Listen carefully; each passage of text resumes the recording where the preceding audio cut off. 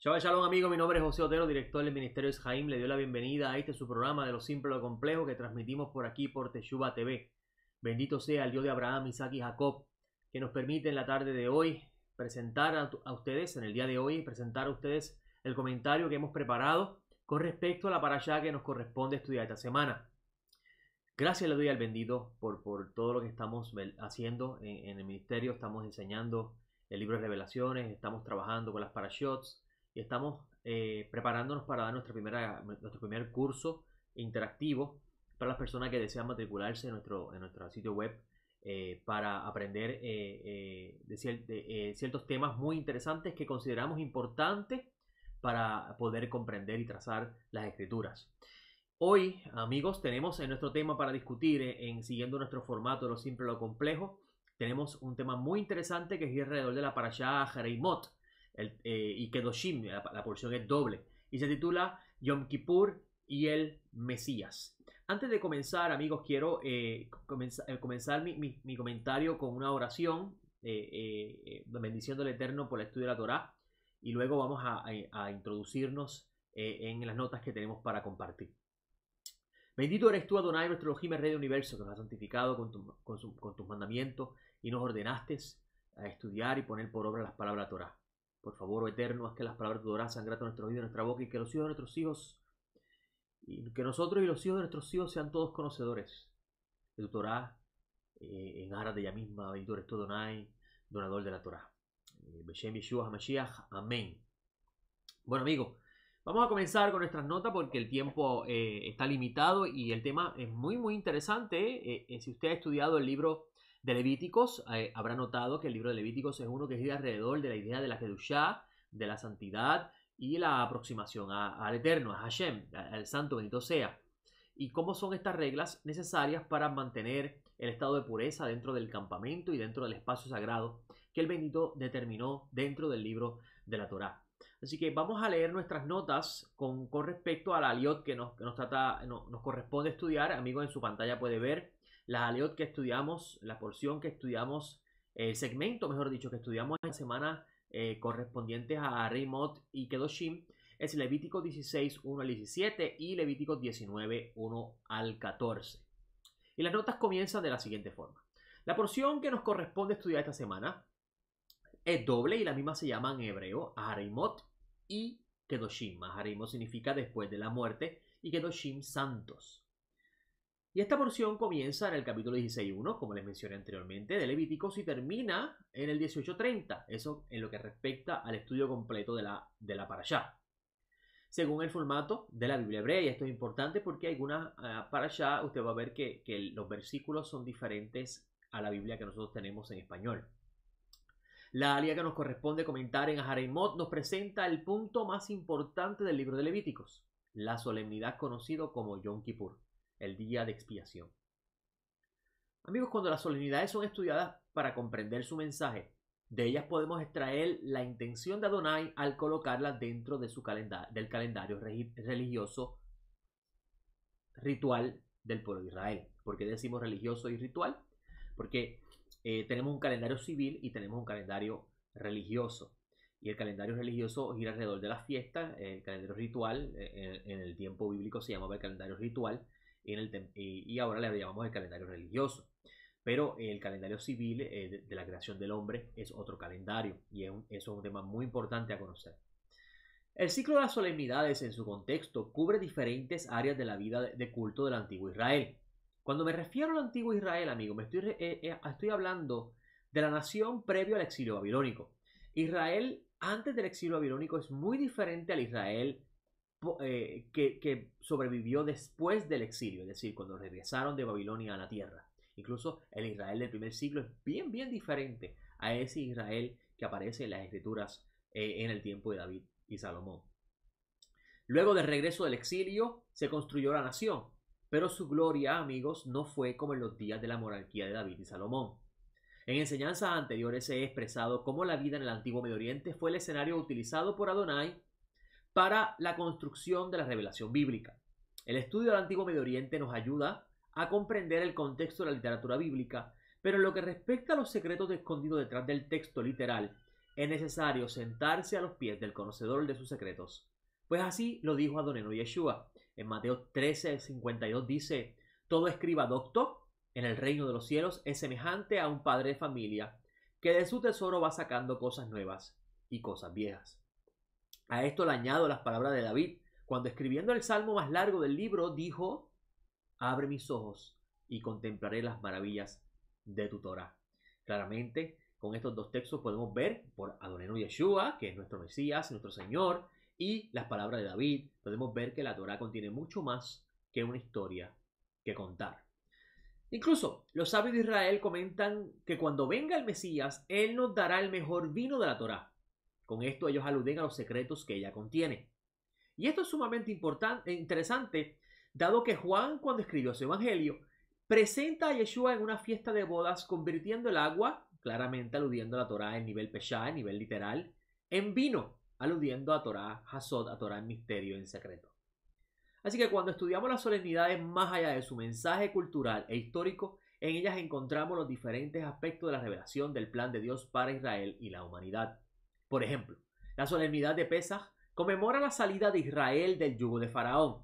Por consiguiente, esta es una fiesta que gira alrededor de la idea de libertad.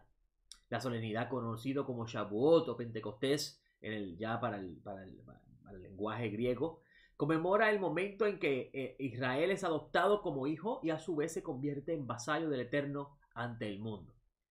Pero este evento va más allá de lo antes mencionado, dado que según los sabios, este día, el día de Shavuot, gira alrededor de la idea de la revelación, la entrega de la Torah. Y así mismo sucede con la festividad de Sukkot, que en otro momento nos vamos a comentar, porque obviamente hoy vamos a concentrarnos en el tema de Yom Kippur y su relación con el Mesías.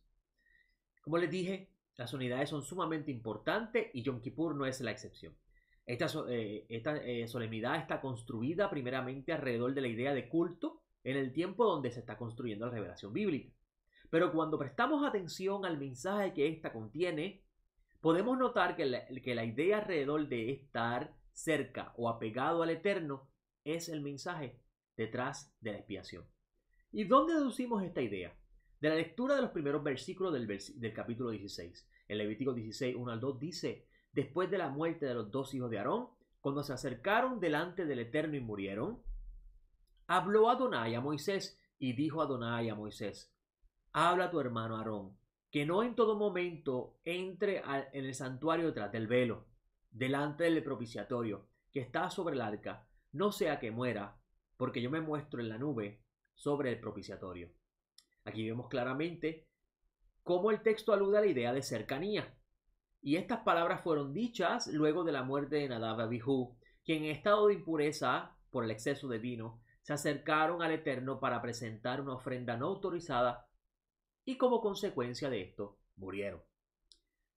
Antes de la caída de Adán, la contaminación de la serpiente, y es un concepto muy profundo que vamos a estar comentando en otro momento, no existía en el espacio dimensional, esta contaminación de la serpiente no existía en el espacio dimensional donde Adán y Adonai hablaban cara a cara.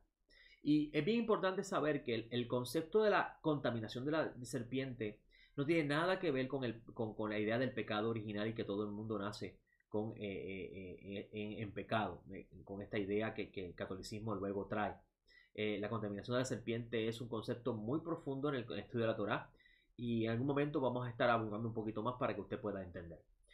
Ahora, según la narración bíblica, Adán no tenía que hacer capará, expiación, para poder acercarse a la deidad, ya que de por sí habitaba en el espacio dimensional creado para estos fines, espacio que en la literatura bíblica se conoce como el huerto del Edén. Y esto es un detalle muy importante, dado que sin este conocimiento podríamos pensar que el sistema de culto establecido en Levítico era el fin en sí mismo, es decir, la meta y no un medio temporero en el plan de restauración de Adán por parte del Eterno. Por la lectura simple del texto en Levíticos podemos ver claramente cómo Adonai limitó el acceso a este espacio a una persona y solamente una vez al año. Y esta sola vez al año giraba alrededor de la idea de la limpieza y reconciliación temporera. Pues si fuera permanente, no tendría el sumo sacerdote que hacer todos los años el mismo sacrificio ritual para tales fines. Ahora, un detalle interesante es cómo Moisés no estaba sujeto a esta instrucción, dado que vemos en toda la Torá cómo él entraba al recinto más sagrado a hablar con el Eterno cara a cara. Con esto vemos claramente cómo Moisés es una sombra de lo que fue Adán. Y esto es un detalle sumamente importante, hermanos, para tener en cuenta. Según los sabios de Israel, Adán se contaminó con el veneno de la serpiente y esto trajo como consecuencia que su relación con el Eterno se afectara. El veneno de la serpiente trajo caos, desorden y rebelión al humano y la creación. El resultado de todo esto es el distanciamiento de la gloria del Eterno del humano, que trajo a su vez como consecuencia sufrimiento sobre el humano. En palabras de Shaul de Tarso, cuando le escribe a la congregación de Roma, mire qué interesante lo que dice aquí. En el versículo 18 al 23 del capítulo 8, dice Shaul: pues considero que los sufrimientos del tiempo presente no son dignos de ser comparados con la gloria venidera que va a ser revelada en nosotros, porque el profundo anhelo de la creación espera la revelación de los hijos de Dios. Porque la creación fue sometida a vanidad, no por su propia voluntad, sino por la del que la sujetó en esperanza, de que también la creación misma será liberada de la esclavitud de corrupción a la libertad gloriosa de los hijos de Dios. Porque sabemos que toda la creación gime a una y una sufre dolores de parto hasta ahora. Y no solo ella, sino también nosotros, que tenemos la primicia del Espíritu, nosotros también gemimos dentro de nosotros mismos, esperando ansiosamente la adopción, la redención de nuestro cuerpo. Lenguaje de Sinaí. Según los sabios de Israel, Adán en un principio tuvo vestiduras de luz, vestiduras de gloria. Pero éste las perdió una vez se reveló a su creador. Y esto es un detalle muy interesante, dado que leemos cómo Aarón, el sumo sacerdote, debía de vestirse para oficializar el servicio de reconciliación anual con el Eterno. Habrá notado que llamé Yom Kippur el día de reconciliación, pues es el mensaje detrás del servicio. En el servicio ritual de Yom Kippur, Aarón debía de vestirse con vestiduras de lino, vestiduras que aluden a la pureza ritual, algo que expresaba la vestidura de Adán antes de su caída. Y también así lo expresa esta alía, este segmento que estamos estudiando, porque si buscamos Levítico 16:4, vamos a encontrar que dice el texto: vestirá una túnica sagrada de lino y cubrirá su cuerpo con argüelles de lino. Estará ceñido con un cinto de lino y usará un turbante de lino. Estas son vestiduras santas. Bañará su cuerpo en agua y después se vestirá con ellas. Como pueden ver, el texto de la Torá claramente alude a que estas vestiduras blancas son vestiduras santas, vestiduras consagradas, vestiduras especiales en lo que respecta al servicio. El propósito de estas vestiduras era el poder entrar al recinto más sagrado del tabernáculo en el día designado. Y esta nos recuerda las vestiduras de luz que poseyó una vez el Adán. Aarón, incluso hago una nota al calce, si usted quiere mirar, poder visualizar mejor la idea, vamos a ver la transfiguración del Mesías y las vestiduras se convierten en vestiduras de luz. Y esto es un detalle muy importante porque esta vestidura es la vestidura que una vez tuvo el Adán.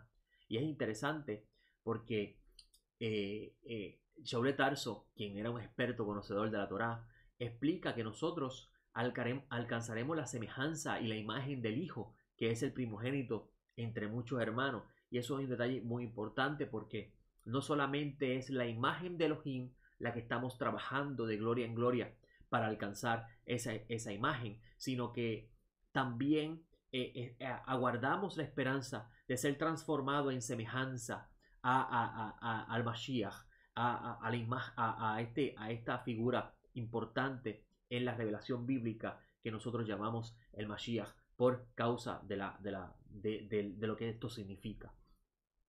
Y esto, ¿verdad? Antes de seguir leyendo, para mí es incluso pienso que es una pieza clave en toda la comprensión del texto, porque a la esperanza que nosotros estamos aspirando no es en que vayamos al cielo a vivir eternamente con Dios. Eso es un concepto bien enajenado a la revelación bíblica, sino que la esperanza que tenemos nosotros es que podamos alcanzar nuevamente la imagen divina que teníamos como humanos al principio, antes de la creación, y digo teníamos porque Shaul de Tarso dice que en el primer Adán estábamos todos. Y una vez que alcanzamos esa imagen que teníamos al principio, antes de la caída del Adán, entonces nos resta alcanzar la semejanza del Adán restaurado, que es la imagen del Mesías, es el ejemplo del Mesías, porque el Adán restaurado alcanza esa posición que el Eterno le dio cuando lo creó. La intención del bendito cuando creó al humano es ponerlo, colocarlo a él en un subalterno delante de toda la creación. En otras palabras, la creación se sujetaría al Adán porque Adán se sujeta a la creación.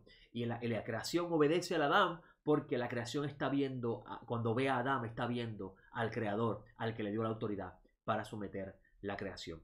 Y estos son cosas importantes, conceptos importantes a aprender cuando leemos a Pablo hablando, cuando leemos las Escrituras, porque si no, vamos a confundir los conceptos y vamos a trazar nuevas ideas como estamos viendo dentro del estudio teológico, o mejor dicho, de la especulación que existe en muchas ramas dentro de la cristiandad.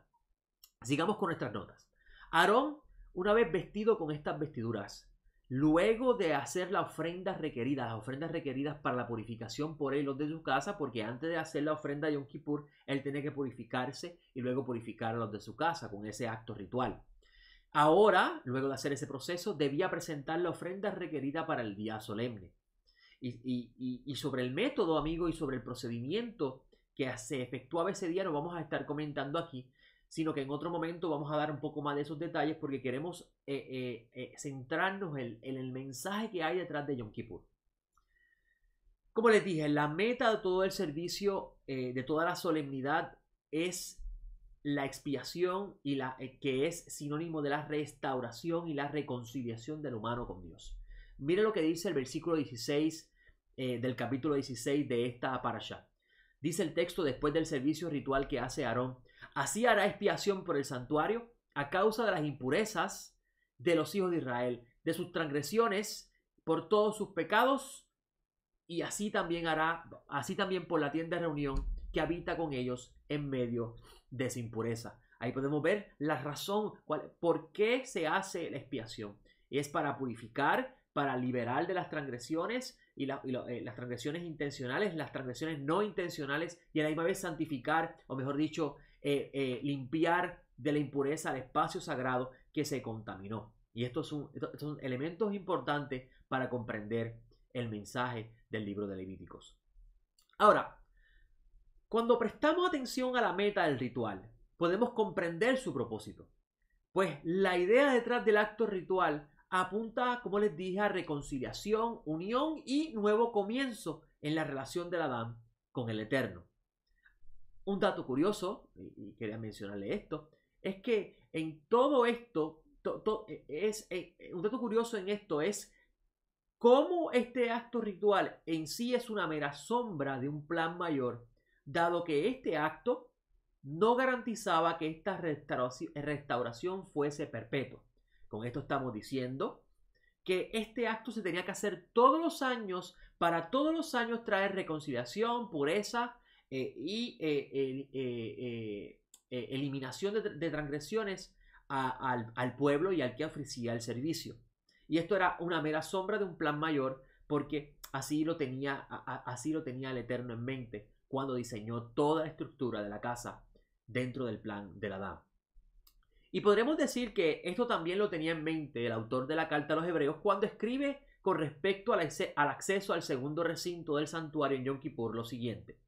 Antes de leer ese texto, ¿sabía usted que Adán, antes de su caída, habitaba en el recinto más cercano al Eterno, que en el lenguaje bíblico se llama el huerto del Edén? El huerto del Edén es el recinto más cercano que podía tener el humano con Dios, y dentro de ese huerto había un monte. Eso lo dice Ezequiel capítulo 28, y los que han estado estudiando conmigo saben que yo le he estado dando constantemente ese capítulo, primero para derrumbar la idea que existe de que este texto habla de la caída del Satán, y segundo para poder exponer correctamente la intención del profeta cuando escribió en modo de acertijo el código de Adán. Y mire qué interesante, dice el capítulo 28 versículo 14 con respecto al Adán, dice Importante mencionar que Adán fue constituido para cuidar el huerto del Edén. Lo vemos que el Eterno lo puso allí para que lo cuidara y lo guardara. Y mire qué interesante, la palabra querubín alude al mensajero que está, y Adán era un mensajero porque fue puesto allí con una misión, y eso es la idea de los mensajeros.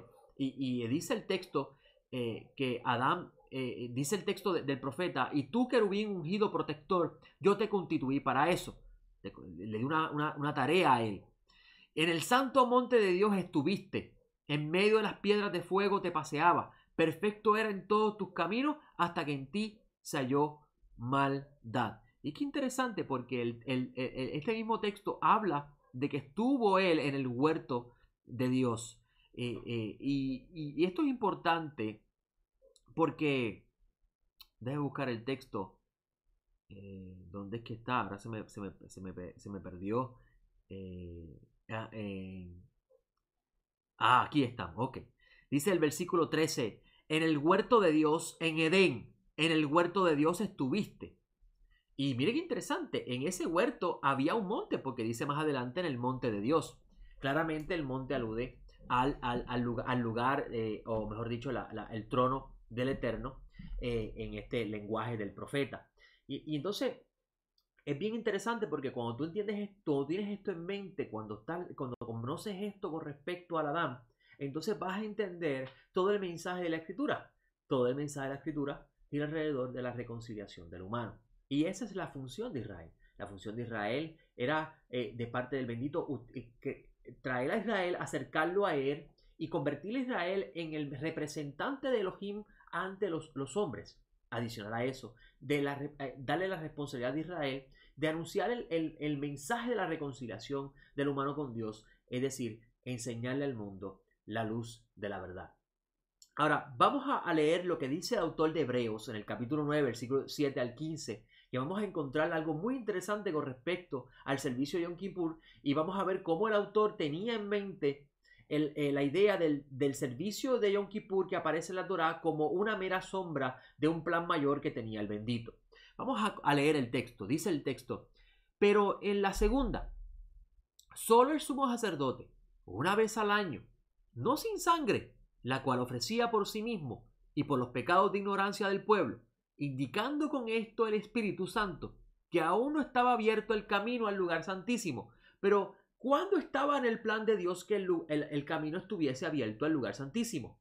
Claramente, amigos, cuando sacó el Eterno a Adán del huerto, no le permitió más acceso a esa área. Y eso es una forma de expresar la Escritura, el mensaje de cómo está el espacio del lugar santísimo cerrado. Y este lugar santísimo es el lugar de mayor aproximación, de cercanía al Todopoderoso. Y mire qué interesante, dice el texto: mientras estuviera en pie el primer tabernáculo, lo cual es símbolo para el tiempo presente, según el cual se presentan ofrendas y sacrificios que no pueden perfeccionar con respecto a la conciencia al que ofrece ese servicio. Solo de viandas y bebidas y diversos géneros de abluciones, reglamentos carnales impuestos hasta el tiempo de la reformación. Pero, habiendo venido el Mesías, sumo sacerdote de los bienes llegados, por medio de un mayor y perfecto tabernáculo, no hecho por manos, es a saber, no de esta creación, ni por medio de la sangre de machos cabríos ni de becerros, sino por medio de su propia sangre, entró una vez por todas en el lugar santísimo, habiendo asegurado eterna redención. Porque si la sangre de los machos cabríos y de los toros y la ceniza de la becerra rociada a los inmundos santifica para la purificación de la carne, ahí vemos claramente que no hace ningún cambio en el interior del humano, ¿cuánto más la sangre del Mesías? Y aquí es donde veo yo que claramente el que escribió esta carta tenía que ser Shaul de Tarso, porque conocía el sistema de los sabios de Israel de interpretación bíblica. Y mira lo que dice en el versículo 14. ¿Cuánto más la regla de Calva Homer? De si esto es importante, ¿cuánto más esto? Y aquí lo está introduciendo, y esto claramente tiene que ser, el autor tiene que ser una persona que conocía el sistema de interpretación judía. El versículo 14 dice: ¿cuánto más la sangre del Mesías, quien mediante el Espíritu Eterno se ofreció a sí mismo sin mancha a Dios, limpiará nuestras conciencias, algo que no podía hacer el sistema tradicional, de las obras muertas para servir al Dios vivo. Por tanto, es mediador de un nuevo pacto, para que habiendo ocurrido una muerte para la remisión de las transgresiones cometidas durante el primer pacto, los que han sido llamados reciban la promesa de la herencia eterna. Y me gusta mucho ese cierre, porque habla de los que han sido llamados, y si usted ha leído el libro de Levíticos en hebreo, usted sabe que el libro se llama Y llamó, y el libro comienza con el Eterno llamando a Moisés al recinto más sagrado y dándole las instrucciones a Moisés de cuáles son las reglas para acercarse a él y mantener el espacio sagrado y kedushá. Y aquí el autor está utilizando el mismo lenguaje de Levítico para introducir la idea del Mesías como el autor de una expiación perfecta y más grande, porque de una vez y por todas limpió nuestras conciencias, algo que no podía hacer el sistema tradicional. Yo conversaba con mi esposa esta mañana y le decía, un detalle muy interesante debió haber sido en esa generación, cuando estaba todo el mundo en la expectativa de que el sacerdote hiciera la labor que le correspondía ese día para que todo el mundo fuera limpiado de todas sus transgresiones cometidas en el año entero. Y yo le decía a mi esposa, imagínate el estrés, la ansiedad que debía causar, el estar seguro de que el Cohen Gadol hizo el procedimiento correcto. ¿Y cuánta garantía podían tener ellos de que aún luego de oficializar el servicio, el bendito iba a aceptar de una vez y por todas la limpieza? Ahora, en este sistema que el bendito estableció desde antes de la fundación del mundo, porque tenemos al Mashiach como el cordero inmolado desde antes de la fundación del mundo, y esto claramente alude a que dentro del plan del bendito ya estaba la muerte del Mesías como el instrumento para purificar y limpiar nuestras conciencias para acercarnos a Dios. Como les dije, al finalizar este texto podemos ver cómo el autor de la carta utiliza el lenguaje inicial del libro de Levíticos dentro de su idea. Los que han sido llamados. El libro de Levítico en hebreo es llamado Vaikra, que traducido es y llamó. Es aquellos a los que llamó, los que santificó, para que alcancen la imagen del Hijo, quien es cabeza de todos. Es interesante leer cómo el profeta Isaías escribe con respecto a los llamados. En Isaías 43:7 dice, a todos los llamados en mi nombre, a los que para gloria mía creé, a los que hice y formé. Interesante, ¿no? Ahí habla de un proceso en el plan del Creador. Al final, amigo, todo es para la gloria del Eterno. Yom Kippur, en su mensaje contextual e histórico, representa la sombra de un maravilloso plan que tenía el Eterno desde antes de la fundación del mundo para la reconciliación del Adán. ¿O usted piensa que el Eterno no sabía que Adán iba a caer? De antemano, cuando diseñó la casa, ya él tomó las debidas precauciones por si acaso el niño daña algo en el hogar. El bendito es bueno y de antemano sabía todo para nuestro bien. Pues una vez que Yeshua se dio a sí mismo, amigos, como propiciación por nuestras rebeliones, ahora el acceso a hablar cara a cara con el Eterno nos ha sido dado por medio de él. ¿Qué significa esto de hablar cara a cara con el Eterno? La Biblia claramente nos muestra que cara a cara hablaba Moisés con Elohim. Y el Eterno hablaba cara a cara con Moisés. Y vieron al Dios de Israel. Y diferentes textos tenemos todas esas ideas. Sin embargo, el autor de Juan dice que a Dios nadie lo ha visto. Un detalle muy interesante. Los sabios de Israel dicen que cuando el texto habla de hablar cara a cara al Eterno, alude a cercanía, alude a claridad en la relación. Una relación perfecta. Una relación donde ninguno de los dos, mejor dicho, el hombre no se avergüenza de estar frente al Eterno. Algo que hizo Adán cuando fue el Eterno a encontrarse cara a cara con él. Ahora, observen las palabras del autor de Hebreo con respecto al servicio del Mashiach en Yom Kippur. En Hebreos 10:1-25 dice, porque la Torá, teniendo meramente una sombra de los bienes destinados a venir, no la imagen misma de las cosas, no puede perfeccionar a los que se acercan por medio de los mismos sacrificios que se ofrecen continuamente cada año. De otra manera, no habrían cesado de ser ofrecidos, puesto que los que adoran una vez purificados no tendrían ya más conciencia de pecado. Pero en ellos se hace memoria de los pecados cada año, porque es imposible que la sangre de toro y de los machos cabríos pueda quitar pecados. Por lo cual, entrando en el mundo dice, y esto alude al Mesías cuando entró al mundo en su nacimiento, sacrificio y ofrenda no quisiste, pero me preparaste cuerpo. Holocausto y expiaciones no quisiste. Entonces dije, he aquí vengo, oh Dios, para hacer tu voluntad. En la cabecilla del rollo está escrito acerca de mí. Diciendo antes, sacrificio y ofrenda y holocausto y expiaciones no quisiste ni escogiste, las cuales cosas son ofrecidas según la Torá, entonces ha dicho, he aquí, he venido para hacer tu voluntad, quita lo primero para establecer lo segundo. En esa voluntad somos santificados por la ofrenda del cuerpo de Yeshua el Mesías una vez y para siempre. Y todo sacerdote en verdad está de pie día tras día ministrando y ofreciendo repetidamente los mismos sacrificios que no pueden quitar los pecados. Pero habiendo ofrecido un solo sacrificio para siempre por los pecados, se sentó a la diestra de Dios. De ahí en adelante, esperando hasta que sus enemigos sean puestos por estrado de sus pies. Porque con una sola ofrenda hizo perfecto para siempre a los santificados. Y nos testifica también el Espíritu Santo, porque después de haber dicho, este es el pacto que haré con ellos, después de aquellos días, dice el Señor, pondré mis leyes en sus corazones y en sus mentes las escribiré. Y añade, ya nunca más me acordaré de sus pecados y de sus iniquidades. Bendito sea Hashem por ese regalo.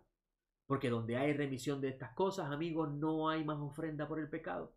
Así que, hermanos, teniendo confianza de entrar en el lugar santísimo por la sangre del Mesías, y ahí claramente cuando el autor está hablando de entrar al lugar santísimo, está utilizando el lenguaje de Adán y la aproximación que tenía Adán y cómo él la perdió por causa de la rebelión. Ahora, por la expiación del Mesías, podemos tener otra vez esa relación de intimidad con el Santo, bendito sea, a través de nuestro Santo Mashiach. Por eso es que el texto en el versículo 20 dice, la cual nos abrió un camino nuevo y vivo por medio del velo, esto es su carne. Y este camino nuevo y vivo es el camino que el Eterno cerró por causa de la caída del Adán. Pero el Mashiach abrió en su entrega voluntaria. Y miren lo que dice el texto en el versículo 21. Y teniendo un gran sumo sacerdote sobre la casa de Dios, acerquémonos con corazón sincero, en plena sentidumbre de fe, teniendo los corazones rociados y así libres de la mala conciencia y los cuerpos lavados con agua pura. Mantengámonos sin fluctuar la confesión de nuestra esperanza, porque fiel es el que prometió. Y considerémonos los unos a los otros para estímulo del amor y de las buenas obras. No abandonando nuestra propia asamblea como algunos tienen por costumbre, sino exhortándonos y tanto más cuando veis que aquel día se acerca. ¿Qué día? El día de esta redención. El día en que esto corruptible se transformará en algo incorruptible y entonces habrá el Eterno de terminar el proceso de crear el humano a su imagen y semejanza. No solo imagen, como dice el texto en el capítulo 1, sino también a semejanza de su Hijo, el Mashiach, nuestro Señor. Amigos, después de la muerte de Nadab y Abijú, que es el nombre de Aharei Mot, Adonai estableció un día donde se podía entrar al recinto más sagrado del santuario. Y ese es el mensaje detrás, ese es el día de Yom Kippur. Y en este lugar solamente entraba el Cohen Gadol con el único propósito de traer la expiación nacional. ¿Usted sabe eso? Que el sacerdote puede entrar imagínese eso, entrar una sola vez al año delante del Dios de Abraham, Isaac y Jacob. Pero lo único que podía hacer era traer una ofrenda de expiación para el perdón de los pecados y las rebeliones de nosotros los humanos. ¿Qué cosa más terrible? Porque de un momento donde el humano hablaba cara a cara con el Eterno, ya esa relación se había roto y ahora la única vez que el humano podía ir una sola vez era uno solo, era el Cohen Gadol y era para hacer simplemente una ofrenda para limpiarnos, pero no para una relación, no para un acto de intimidad, porque estábamos corrompidos y estábamos contaminados por el veneno de la serpiente. Sin embargo, después de la muerte de Yeshua, Adonai nos dio libre acceso al recinto más sagrado de su santuario, esto es, el santuario de la Jerusalén de arriba, nuestra madre. Una vez perdonados, señal de reconciliación, nos corresponde ahora mantener el estado de santidad, este estado de santidad que produjo el Mashiach en nosotros, con una conducta correcta ante Dios y los hombres. En palabra de Simón Kefa, en 1 de Pedro 2, 11 al 12 dice: Amado, os ruego, como a extranjeros y peregrinos, que os abstengáis de los deseos carnales que batallan contra el alma, manteniendo digna vuestra manera de vivir entre los gentiles, para que en lo que murmuran de vosotros como malhechores, glorifiquen a Dios en el día de la visitación a causa de vuestras buenas obras.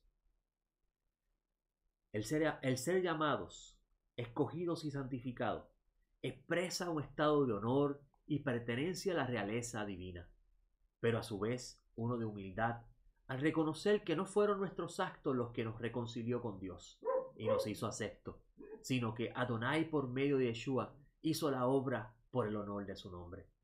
Siendo Él el merecedor de toda honra y honor, le debemos de nuestra parte mantener una conducta de santidad que emula lo que es ser imagen de Dios. Este es el mensaje detrás de la Parashá Kedoshim. Por eso cuando leemos la Parashá Kedoshim, vemos todas las instrucciones que existen con respecto a todas estas contaminaciones que hacían los pueblos de donde salió el pueblo de Israel en Egipto y va a habitar en Canaán. El Eterno dice: no practiquen las cosas que ustedes practicaron y vivieron los egipcios, y ahora tampoco practiquen las inmoralidades que practicó este pueblo de Canaán cuando yo les di mi tierra y ellos la contaminaron. Esto es un detalle muy importante tener en consideración, porque no simplemente ahora, porque el Mesías nos salvó de nuestros pecados y ahora estamos purificados ante Dios, podemos vivir una vida como si nada pasara. Al contrario, tenemos la responsabilidad de mantener una kedushá, un estado de santidad, para que nuestra relación con el Eterno se mantenga pura y sin mancha.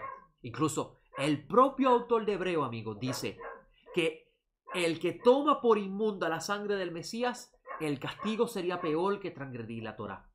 A esto yo le añado, y es mi opinión personal, la persona que piensa que porque ya el Mesías pagó por mí, yo puedo vivir la vida como si nada pasara, está tomando por inmunda, está impurificando, está llamando, está invalidando, está despreciando lo que el Eterno hizo para reconciliar al humano con él, entregar al Mashiach, su unigénito. Quiera el Todopoderoso y podamos nosotros, a través de esta parashá, considerar seriamente cuál es nuestra forma, qué es lo que Mashiach hizo por nosotros y qué es lo que a nosotros nos corresponde ahora hacer dentro de este gran misterio de la reconciliación. Yo les exhorto, amigos, que en vez de estar enseñándole a la gente, como aprendimos en otro momento, de que si no se vuelven a Dios se van para el infierno, debemos coger este mensaje y anunciar a las personas que Dios, a través del Mashiach, nos dio la reconciliación para que ahora nosotros podamos nuevamente establecer una relación como la tuvo Adán en el huerto, una relación que el Mashiach nos enseñó, de hijos y padres. Mi nombre es José Otero, director del Ministerio Jaim. Le pido que siempre mantenga este ministerio en oraciones, al igual que el Ministerio de Teshuva TV y todos los hermanos de Teshuva, al hermano Rico Cortés, que sin interés personal alguno ha abierto esta plataforma para que puedan ustedes recibir estas enseñanzas. El pueblo de Latinoamérica está hambre y sediento por la palabra de Dios, pero realmente hay deficiencia de maestros en lo que respecta a estudiar correctamente la escritura y el acceso a la información. Y obviamente esto nos lanza un gran reto a todos de poder nosotros contribuir en lo que podamos, porque cada uno hace su parte en el cuerpo de creyentes, para que esta parte que hacemos cada uno podamos al final darle la gloria al bendito, porque somos simplemente los siervos que el Santo bendito sea utiliza para su perfecto plan. Me despido hasta el próximo encuentro aquí en Teshuva TV. Usted vio el programa de Lo Simple a Lo Complejo, preparado para esta plataforma de Teshuva TV aquí en la página de internet de Teshuva. Me despido hasta el próximo encuentro. Shabbat Shalom.